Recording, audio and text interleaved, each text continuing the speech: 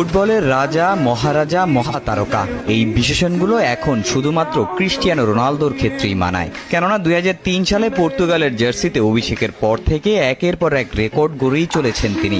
মঙ্গলবার আইসল্যান্ডের বিপক্ষে আরও একটা রেকর্ড স্পর্শ করলেন পর্তুগিজ সুপারস্টার, যা আগে করতে পারেনি বিশ্বের কোনো ফুটবলার।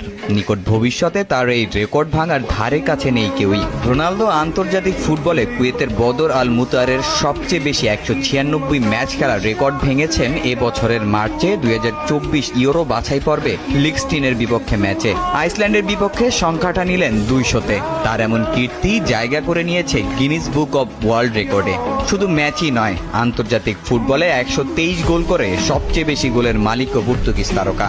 এমন কীর্তি স্মরণীয় করে রাখতে ম্যাচের আগে বিশ্ব রেকর্ড গড়ার সার্টিফিকেট ও ক্যারিয়ার শুরুর জার্সি ফ্রেম বন্দি করে তার হাতে তুলে দেন গিনিস বুক অব ওয়ার্ল্ডের কর্মকর্তা ও আইসল্যান্ড ফুটবল ফেডারেশনের সভাপতি। রোনালদোর এই কীর্তির পিছনে রয়েছে হাজারো গল্প।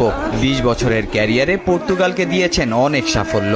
তার নেতৃত্বেই প্রথমবারের মতো ইউরোপিয়ান চ্যাম্পিয়নশিপ ও নেশনস লিগের শিরোপা জেতে পর্তুগাল। তবে মুদ্রার উল্টো পিঠেও দেখতে হয়েছে রোনালদোকে। সবশেষ কাতার বিশ্বকাপে কোচ ফার্নান্দো সান্তোসের সঙ্গে ঝামেলা।